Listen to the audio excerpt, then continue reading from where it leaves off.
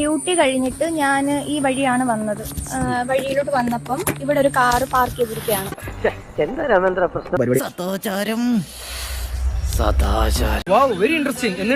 എന്റെ വീടിന്റെ വഴിയാണ്.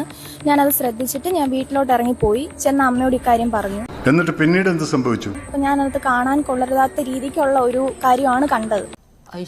ഞാനും എന്റെ ഭാര്യയും കൂടെ ഇവിടെ ഇന്ന് ഹോസ്പിറ്റലിൽ പോയിട്ട് BP ലോ ആയിട്ട് ഞാൻ ഇവിടെ കൊണ്ടുവന്ന് വണ്ടി ഒതുക്കി, ഇവിടെ കൊണ്ടുവന്ന് വണ്ടി ഒതുക്കി.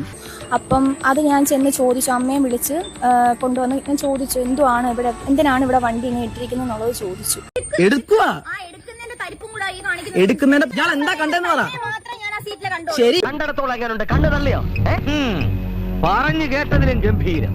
ക്യാമറ ഓൺ ചെയ്ത് വെച്ചിട്ട് നിങ്ങൾ എന്താണ് കണ്ടതെന്നുള്ള രീതിക്കായിരുന്നു എന്നോട്.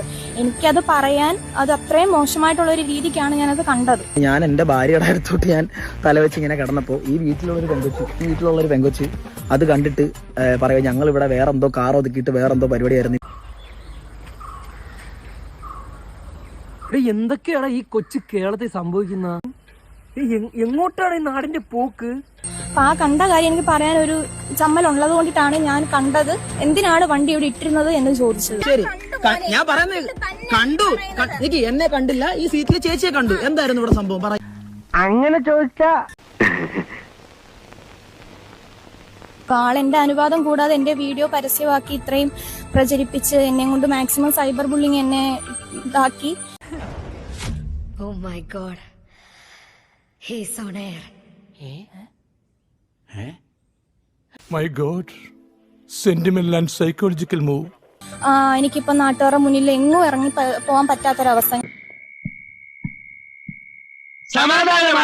ഞാൻ ജോലി ചെയ്യുന്ന സ്ഥാപനത്തിലാണേലും എന്റെ ഫ്രണ്ട്സ് ആണേലും എല്ലാരും സത്യാവസ്ഥ എന്നെ അറിയാവുന്നവർ എന്നോട് കാര്യങ്ങൾ ചോദിക്കുന്നുണ്ട്, എന്താണ് സംഭവിച്ചതെന്നുള്ളത്. എന്റെ ദൈവമേ, ഞാൻ എന്താ ഈ കേൾക്കുന്നത്?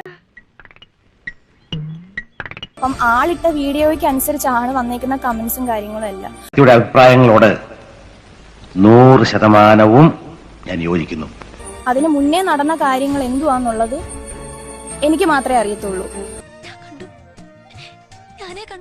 ഒരു മര്യാദ വേണ്ടേ? എന്നെ ഇത്രയും അപമാനിക്കേണ്ട ഒരു കാര്യമൊന്നും ഇല്ലായിരുന്നു. ഹസ്ബൻഡ് ആൻഡ് വൈഫാണെന്നുള്ളത് ആൾ എന്നോട് പറഞ്ഞില്ല. Very funny. എന്റെ കാര്യത്തിൽ ആർക്കും ഒരു താല്പര്യമില്ല, എനിക്ക് മാത്രമേ താല്പര്യമുള്ളൂ. അതെനിക്കൊരു ബുദ്ധിമുട്ടായിരുന്നു. ഞാൻ ചോദിച്ചു, വീടിന്റെ വഴിയിൽ എന്തിനാണ് വണ്ടി കൊണ്ടിട്ടിരിക്കുന്നത്, ഇതിനകത്ത് എന്തുവാന്ന് ഞാൻ ചോദിച്ചു. വീടിന്റെ വഴിയിൽ എന്തിനു വന്ന് കിടക്കുന്നുണ്ടോ? ഇയാളുടെ വീടിന്റെ വഴിയാണോ ഇത്? ആൾക്കാർക്ക് വേണ്ടത് നെഗറ്റിവിറ്റിയാണ് ചിഞ്ചു. നെഗറ്റീവ് ലൈക്ക് ചെയ്യും, ഷെയർ ചെയ്യും, കുത്തിയിരുന്ന് കമന്റ് ചെയ്യും, തമ്മിൽ കടിപിടി കൂടും. ആള് ഹസ്ബൻഡ് ആൻഡ് വൈഫാണെന്ന് ഒരു വാക്ക് എന്നോട് പറഞ്ഞിരുന്നെങ്കിൽ ഓക്കെ, വണ്ടി ഇവിടുന്ന് മാറ്റൂ എന്നുള്ള രീതിക്ക് ഞാൻ സംസാരിച്ചു. ഇത്രയും വലിയ ഗതികെട്ടവൻ ഈ ലോകത്ത് വേറെ ആരെങ്കിലും ഉണ്ടാവും എന്റെ കർത്താവേ? എന്നെ കളിയാക്കുന്ന രീതിക്കായി ഇപ്പം ഞാനെന്തോ ഇപ്പൊ എന്തെങ്കിലും ഒന്ന് ചോദിച്ചു കഴിഞ്ഞാൽ അത് സദാചാരം പറഞ്ഞുകൊണ്ട് ഉടനെ അങ്ങ് പോസ്റ്റ് ചെയ്തിട്ടില്ല. കേസ് കൊടുക്കണം പിള്ളേച്ചാ, പോലീസ് അന്വേഷിക്കട്ടെ. അതെന്താ ഈ നാട്ടിൽ ക്രമസമാധാനം ഇല്ലാതായോ? വീഡിയോ ഓഫ് ചെയ്യാതെ ഇല്ല, സൗകര്യമില്ല. എനിക്ക് എന്റെ അവകാശം, മര്യാദ ഒന്നുമല്ല, എന്റെ അവകാശം.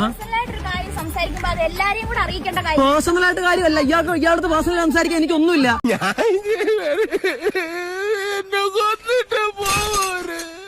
വീട്ടിലോട്ട് ചേർത്തോ അല്ലെങ്കിൽ വഴിയിലോട്ട് കയറ്റിയോ ഒന്നും അല്ല ഇട്ടേക്കുന്നത്. റെസ്റ്റ് എടുക്കണമെന്നുണ്ടെങ്കിൽ വഴി തന്നെ റെസ്റ്റ് എടുക്കണം. തലവേദന എടുത്തോണ്ട് വണ്ടി ഓടിക്കാൻ പറ്റത്തില്ല. വന്ന് ചോദിച്ചില്ല എന്തേ വണ്ടി ഇവിടെ ഇടുന്നത്, മാരിയോട് ചോദിക്കാം, കാര്യം ഞങ്ങൾ പറഞ്ഞേനെ. വല്ലാത്ത തലവേദന, ഞാനൊന്ന് കിടക്കട്ടെ. ഓക്കെ ഗായ്സ്, അപ്പോൾ പറയാൻ മറക്കണ്ട, ലൈക്ക്, ഷെയർ, സബ്സ്ക്രൈബ്.